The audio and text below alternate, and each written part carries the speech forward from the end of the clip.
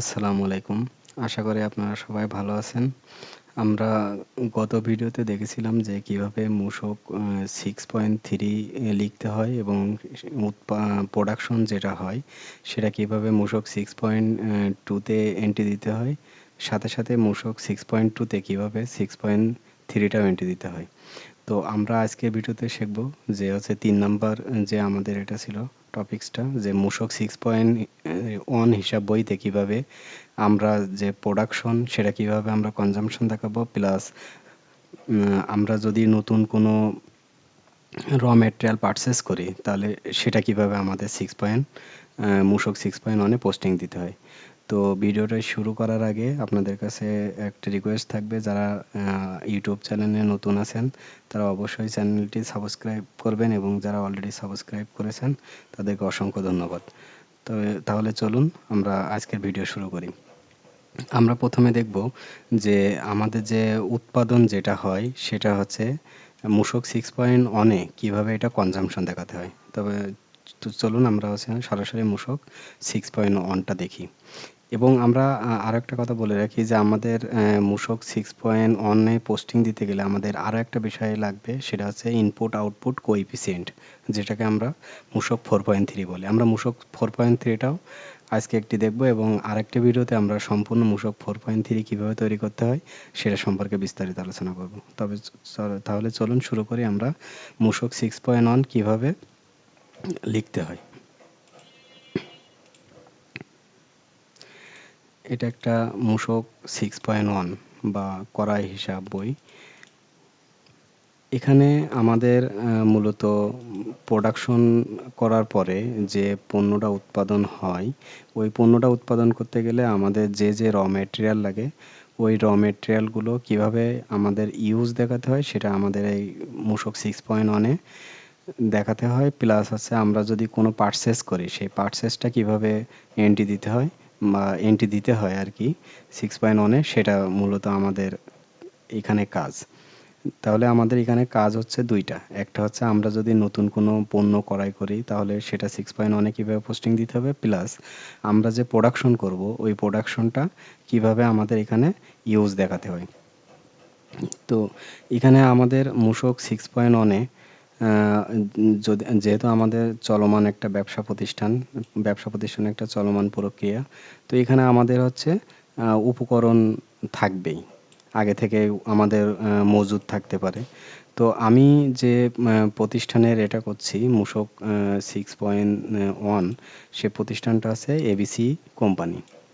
ABC কোম্পানির মূসক 6.1 আমরা করছি। তো এখানে আমাদের হচ্ছে ধরে নিলাম যে এবিসি কোম্পানির 31/3/2026 তারিখে টোটাল মজুদ ছিল 10,000 কেজি। 10,000 কেজি আমাদের মজুদ ছিল। আর 10,000 কেজির মূল্য হচ্ছে 32,90,000 টাকা। এবিসি কোম্পানি আমাদের হচ্ছে কি উৎপাদন করে? অ্যালুমিনিয়াম প্রোফাইল উৎপাদন করে। তো এই অ্যালুমিনিয়াম প্রোফাইল উৎপাদন করতে গেলে আমাদের কি ধরনের ম্যাটেরিয়াল প্রয়োজন হয় সেটা আমরা কোথায় পাবো? তার জন্য আমাদের ইনপুট আউটপুট কোএফিসিয়েন্ট বা মূসক 4.3 আমাদের দেখতে হবে। তো আমি এখানে ধরে নিলাম যে আমাদের এবিসি কোম্পানির এটা হচ্ছে মূসক 4.3। মূসক 4.3 তে আমি দেখছি যে হচ্ছে অ্যালুমিনিয়াম প্রোফাইল তৈরি করতে গেলে আমাদের এখানে মেন র ম্যাটেরিয়াল হচ্ছে অ্যালুমিনিয়াম অ্যালয় বেলেট। এটা হচ্ছে আমাদের মেন ম্যাটেরিয়াল হচ্ছে এইটা। এর সাথে আমাদের যে আরো সাব ম্যাটেরিয়াল আছে সেগুলো এই যে এখানে দেয়া আছে যে আদার যে র ম্যাটেরিয়াল, এখানে আদার যে র ম্যাটেরিয়াল আছে অনেকগুলো র ম্যাটেরিয়াল দিয়ে আমাদের মূলত এই যে অ্যালুমিনিয়াম প্রোফাইল, এই অ্যালুমিনিয়াম প্রোফাইলটা তৈরি হয়। অনেকগুলো র ম্যাটেরিয়াল দিয়ে আমাদের মানে অ্যালুমিনিয়াম প্রোফাইলটা তৈরি হয়। তো আমাদের প্রথম কাজ হবে যখন আমরা জুলাই মাসের 1 তারিখে যখন আমরা মূসক 6.1টা শুরু করব, তখন আমাদের কাজ হচ্ছে একটা ইন্ডেক্স তৈরি করা, যেটাকে আমরা সূচিপত্র বলি।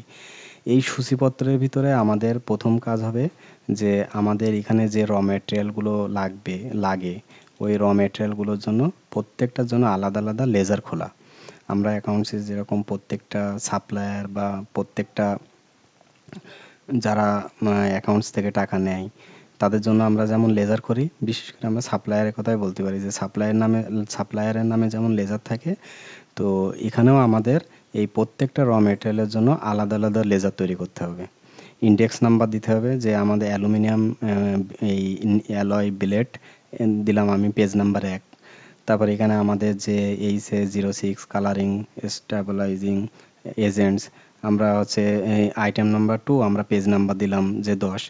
এখানে হচ্ছে যে প্রোডাক্ট আমাদের মানে মানে মেন ম্যাটেরিয়াল যেটা র ম্যাটেরিয়াল যেটা সেটাই আমাদের সবচাইতে বেশি প্রয়োজন হয়, তো আমরা সেই প্রোডাক্টের জন্য সবচাইতে বেশি পেজ রাখবো। তো এখানে আমাদের যে অ্যালুমিনিয়াম অ্যালয় বিলেট আছে, এটা আমাদের এখানে দেখাচ্ছে যে কোয়ান্টিটি ইনক্লুডিং ওয়েস্টেজ। এখানে আমাদের আমরা যদি আমরা যে অ্যালুমিনিয়াম প্রোফাইলটা তৈরি করছি, আমরা যখন মূসক 6.3 লিখছিলাম তখন কিন্তু আমরা লিখছিলাম যে কেজিতে কত। এখানে দেয়া আছে যে কত কেজি আমাদের হচ্ছে উৎপাদন হয়েছে, 3500 কেজি। ঠিক একইভাবে যখন আমরা এই যে ডিলারের নিকট যখন বিক্রি করছিলাম তখন আমরা দিছি যে 850, 1000, 1200 কেজি। তার মানে আমরা কিন্তু এই অ্যালুমিনিয়াম প্রোফাইলটা কেজিতে বিক্রি করি। তো কেজিতে যেহেতু বিক্রি করি, তাহলে এখানে আমরা যখন ইনপুট আউটপুট কোএফিসিয়েন্ট ঘোষণা দিছি 4.3 দিছি, জমা দিছি, তখন আমরা এটা কেজিতেই আমরা দিছি যে আমাদের এটা কেজিতে বিক্রি হয়। তো যদি কেউ পিসি বিক্রি করে সেক্ষেত্রে এখানে আমাদের ইউনিট অফ সাপ্লাই, মানে আমরা কিভাবে এটা সাপ্লাই করব, তো সেখানে পিস হবে। আর যদি কেজিতে হয় তাহলে কেজি হবে। তো এখানে আমরা যে 1 কেজির হিসাবে, মানে ইনপুট আউটপুট কোএফিসিয়েন্ট ঘোষণা যখন করা হয় তখন 1 কেজি বা 1 ইউনিট হিসাবে আর কি আপনার ইনপুট আউটপুট কোএফিসিয়েন্টটা মূলত দেয়া হয়। তো আমরা দেখছি যে আমাদের 1 কেজি মানে অ্যালুমিনিয়াম প্রোফাইল উৎপাদনের জন্য আমাদের অ্যালুমিনিয়াম অ্যালয় বিলেট প্রয়োজন হয় হচ্ছে 1.02 কেজি। আমাদের এক কেজি অ্যালুমিনিয়াম প্রোফাইল তৈরির জন্য 1 কেজি অ্যালুমিনিয়াম প্রোফাইল তৈরির জন্য আমাদের 1 কেজি অ্যালুমিনিয়াম অ্যালয় বিলেট প্রয়োজন হয়। তো আমরা এখান থেকে জানতে পারলাম যে আমরা যদি 1 কেজি উৎপাদন করি তাহলে আমাদের 1.02 কেজি আমাদের অ্যালুমিনিয়াম বিলেট মানে র মেটেরিয়াল প্রয়োজন হবে। তো এখানে আমি যখন হচ্ছে 6.1 করব, তো এর আরেকটা নাম আছে প্রাইমারি ইনগট বা বেলেট, যেটা আমরা বলি না কেন। তো এই লেজারটা আমি আপনাদের দেখাবো। এখানে তো অনেকগুলো প্রোডাক্ট নিয়ে মূলত র মেটেরিয়াল নিয়ে আমাদের এই অ্যালুমিনিয়াম প্রোফাইলটা তৈরি হয়। তো আমি শুধুমাত্র একটা আপনাদেরকে দেখাচ্ছি। এই সেম কোয়ালিটিতে আপনার মনে করেন যে অন্যান্য যে র মেটেরিয়ালগুলো আছে সেগুলো কনজাম্পশন দেখাইতে হয়। তাহলে আমাদের এখানে 6.1 এ আমাদের প্রাইমারি ইনগট বা বেলেট আমাদের প্রথমে দেখতে হবে যে আমাদের মজুদ আছে কত। তো আমরা দেখলাম যে আমাদের 31/3/2026 তারিখে আমাদের মজুদ আছে 10,000 কেজি। আর হচ্ছে সকল প্রকার কর ব্যতীত মূল্য এখানে দেয়া আছে 32,90,000। তো যেহেতু আমরা এখানে 1 তারিখে, এখানে 1/4/2026 তারিখে আমাদের উৎপাদন হয়েছে 3500 কেজি, তাহলে এখানে আমাদের 1 তারিখে আমাদের এটা দেখাইতে হবে। তাহলে আমাদের যে সমাপনী ব্যালেন্স যেটা, এখানে কিন্তু এটা সমাপনী ব্যালেন্স। আমাদের লাস্টের যে ব্যালেন্সটা থাকে এই যে উপকরণের প্রান্তিক জের যেটা দেয়া আছে, আমরা জানি যে পরবর্তী তারিখে ওইটা হচ্ছে প্রারম্ভিক জের হয়। প্রারম্ভিক জের মজুদ উপকরণে প্রারম্ভিক জের। তাহলে এখানে আমাদের এখানে 1 তারিখ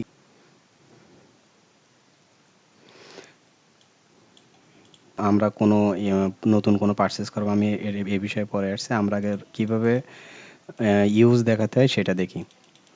তো এখানে যে পার্টটা আছে মোট উপকরণের পরিমাণ, তারপরে হচ্ছে এই যে এইটার ব্যবহার, এই অংশেই মূলত আমাদের হচ্ছে যে ইউজটা এই অংশে দেখানো হয়। তাহলে এখানে আমাদের ইউজ দেখাতে হবে। এখানে আমাদের দুইটা পার্ট আছে, একটা হচ্ছে পরিমাণটা কিভাবে হবে, যে আমরা দেখছি যে আমাদের এখানে উৎপাদন দেয়া আছে কত কেজি, আমাদের উৎপাদন দেয়া আছে 3500 কেজি। আর আমরা আরেকটা জিনিস দেখছি যে আমাদের প্রতি কেজি উৎপাদনের জন্য র মেটেরিয়াল ব্যবহার হয় কত, প্রাইমারি ইনপুট 1.02 কেজি। তাহলে এখানে আমরা উৎপাদন করছি 3500 কেজি এবং আমাদের এর জন্য এই প্রাইমারি ইনগোট আমরা যেহেতু এখন প্রাইমারি ইনগোটের লেজারে আছি, প্রাইমারি ইনগোট আমাদের ব্যবহার হয় ওয়েস্টেজ সহ আছে 1.02। তাহলে আমরা এখানে দেখলাম যে আমাদের এই পরিমাণ ব্যবহার হয়। তাহলে আমাদের টোটাল র মেটেরিয়াল ইউজ হচ্ছে কত কেজি, 3570 কেজি। 3500 কেজি প্রোফাইল আমরা উৎপাদনের জন্য আমাদের হচ্ছে প্রাইমারি ইনগোট ব্যবহার হচ্ছে 3570 কেজি।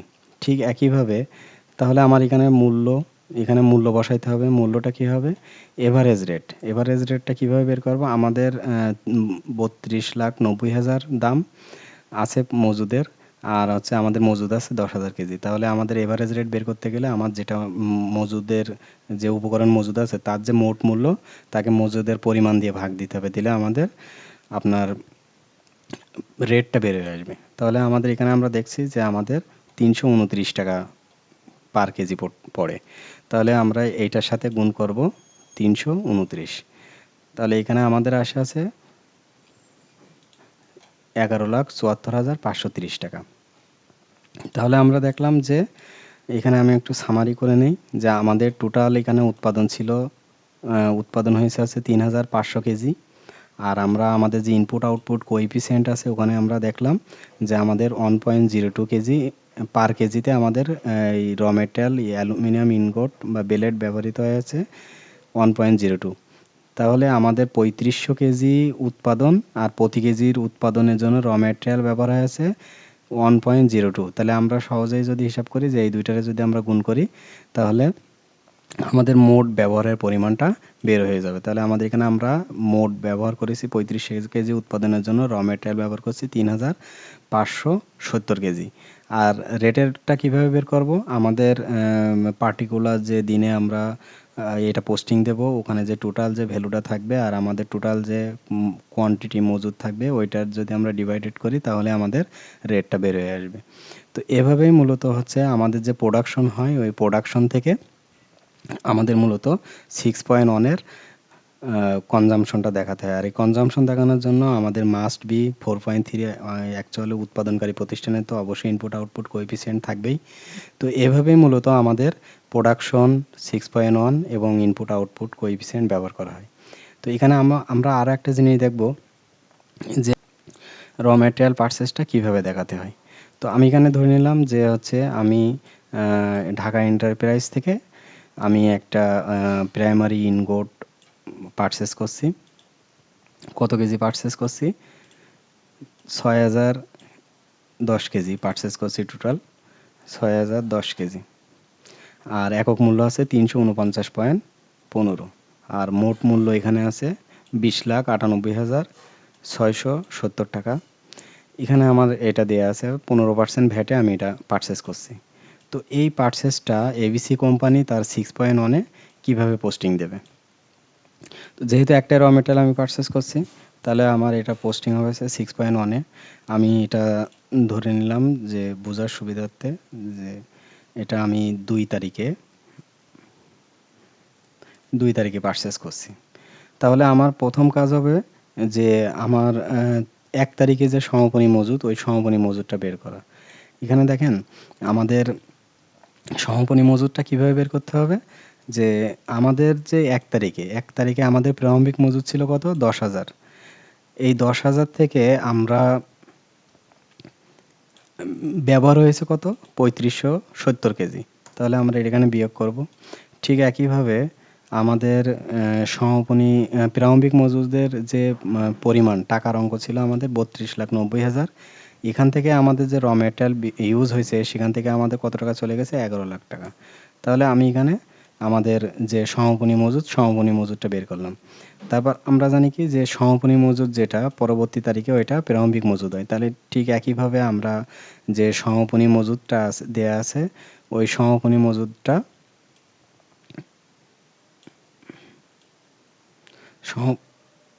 সমাপনী মজুদ যেটা দেয়া আছে ওই সমাপনী মজুদটা আমরা আছে প্রারম্ভিক মজুদে নিয়ে আসব। ঠিক একইভাবে আমরা ওখানে যে রেটটা আছে রেটটাও আমরা নিয়ে আসব। এখানে আমরা রেটটা নিয়ে আসলাম। তারপর আমাদের যে পারচেজ করছি যেটা সেই পারচেজটা আমাদের এন্ট্রি দিতে হবে। তো 2 তারিখে আমরা পারচেজের এন্ট্রিটা দেব আমাদের চালানপত্র নাম্বার।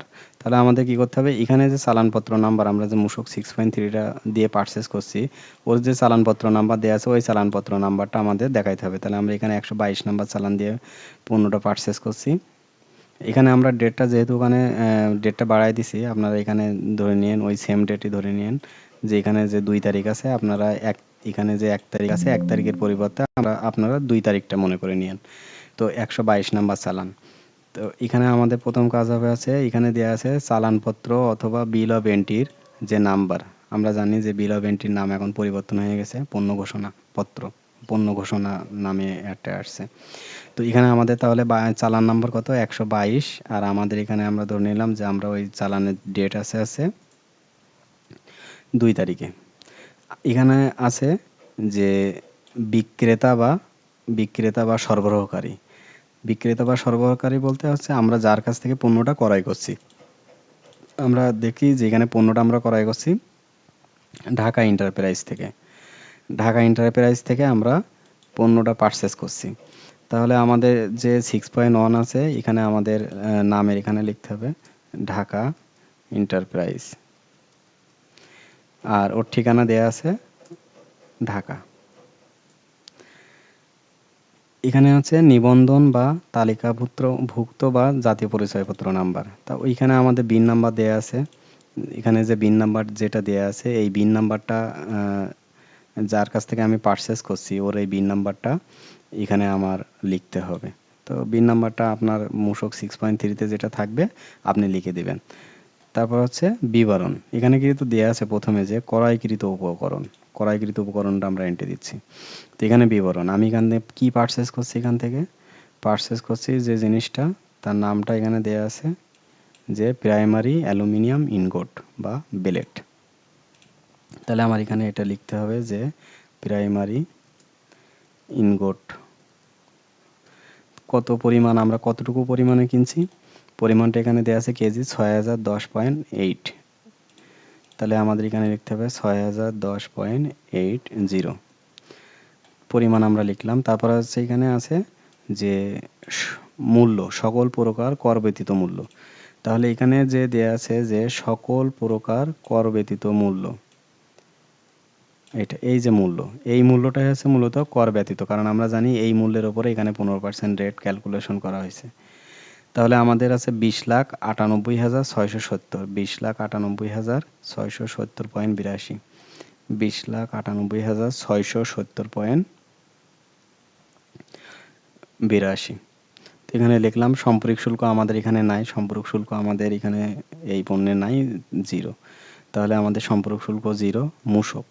মূসকের পরিমাণ এখানে কত 3,14,800.62, 3,14,800.62, 3,14,800.62। তাহলে আমরা কিভাবে যে মূসক আমরা 6.3 মূসক 6.3 তে যখন আমরা পারচেজ করব এই পার্টিকুলার কোনো র মেটেরিয়াল, তাহলে আমাদের এখানে মূলত এইভাবেই 6.1 এ পোস্টিং দিতে হবে। তারপর এখানে আছে যে মোট উপকরণের পরিমাণ। মোট উপকরণের পরিমাণটা আমাদের কিভাবে আসবে দেখেন, আমার এখানে মজুদ ছিল কত সেটাকে দেখতে হবে। যে আমরা দেখছি যে আমার প্রারম্ভিক যে মজুদ এখানে এই যে মজুদ উপকরণের প্রারম্ভিক মজুদ আছে কত 3,430 কেজি। ঠিক আছে, তারপরে হচ্ছে আমরা এখানে পারচেজ করছি কত 6,010 কেজি। তাহলে আমাদের এখানে এই দুইটা যোগফল হবে হচ্ছে আমাদের নতুন উপকরণের যে মোট উপকরণের পরিমাণ।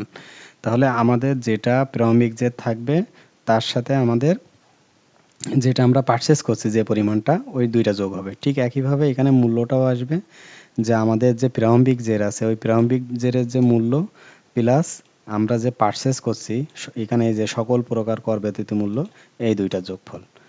তো এখানে আমাদের এই যোগফলটা আসলো।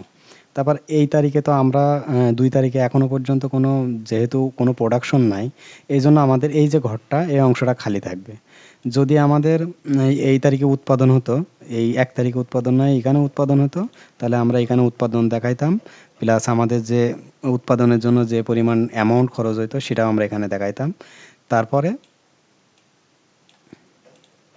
তারপরে আমরা এখানে আছে সমপনিজের, এখানে উপকরণের যে প্রান্তিক জেরটা কিভাবে আসবে, যেহেতু এখানে আমাদের কোনো উৎপাদন নাই, এখানে যেমন আমাদের উৎপাদন ছিল তখন আমরা বিয়োগ করে এখানে বসাইছিলাম।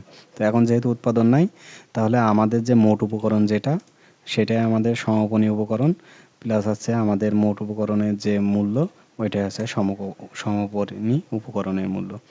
তো এভাবেই মূলত আমাদের হচ্ছে 6.1টা এন্ট্রি দিতে হয়। ঠিক একইভাবে আমি আরেকটু বলে রাখি, আপনারা হয়তো ভাববেন যে আমি একটা দেখালাম, বাকিগুলো কিভাবে করতে হবে।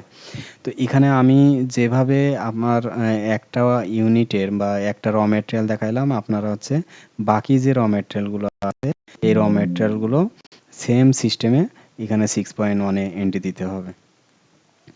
তো 6.1 আমাদের আজকে এ পর্যন্ত। আমরা যে এটা নিছিলাম যে আমরা 3টা বিষয় দেখব, যে একটা প্রতিষ্ঠানের আমরা এই ভিডিওতে, গত ভিডিও প্লাস এই ভিডিও মিলায়ে এখানে যে আমাদের প্র্যাকটিক্যাল যে প্রবলেমটা ছিল সেই প্রবলেমটা আমরা সলিউশন করেছি। তো আপনাদের ভিডিওটা কেমন লাগলো অবশ্যই কমেন্টস করে জানাবেন। ভ্যাটের প্র্যাকটিক্যাল, আমরা ভ্যাটের প্রত্যেকটা টপিকস নিয়ে আলোচনা করব, প্লাস আমাদের ভ্যাটের যখন টপিকসটা শেষ হয়ে যাবে তখন আমরা ট্যাক্সের যে বিষয়গুলো আছে ট্যাক্সের বিষয়গুলো শুরু করব। তো গত ভিডিওতে জেনেছিলাম যে মূসক 6.2 যদি সঠিক সময়ে এন্ট্রি না দেওয়া হয় তাহলে কি ধরনের সমস্যা হতে পারে। একইভাবে আমরা মূসক 6.1ও যদি না ব্যবহার করা হয়, অনেকে ভাবতে পারেন আমি যদি ব্যবহার না করি তাহলে আমার কি সমস্যা হতে পারে। তো আমাদের মূসক 6.1 যে উৎপাদনের স্থলে রাখার কথা, যদি এইটা আর সঠিকভাবে যদি লেখা না হয় তাহলে সমস্যা হবে। যে আপনি যে প্রোডাকশন করলেন, যে আমরা যেটা দেখলাম যে 3500 কেজি আমরা যে প্রোডাকশন করলাম, ওই প্রোডাকশনটা করতে আমার যে র মেটেরিয়াল ব্যবহার হয়েছে, ওই র মেটেরিয়ালটা তো আপনি যদি না লিখেন তা বা এটা যদি মেনটেন না করেন, তাহলে আপনি বুঝতে পারবেন না যে আপনার কি পরিমাণ র মেটেরিয়াল ব্যবহার হয়েছে। তো এক্ষেত্রে কি হবে, যে আপনার প্রোডাকশন যখন হবে তখন তো আপনার যে স্টোর থেকে আপনার যে র মেটেরিয়াল যেটা আছে, প্রাইমারি ইনগোট যেটা আছে, যে ওখান থেকে তো স্টোর থেকে বের হয়ে যাবে প্রোডাকশনের জন্য। তো প্রোডাকশনের জন্য যখন র মেটেরিয়ালটা বের হয়ে যাবে, তখন ওখানে আপনার যদি 500 কেজি থাকতো, সেখান থেকে যদি 200 কেজি আপনি প্রোডাকশন করে ফেলেন, তাহলে আপনার উদ্বৃত্ত থাকবে 300 কেজি।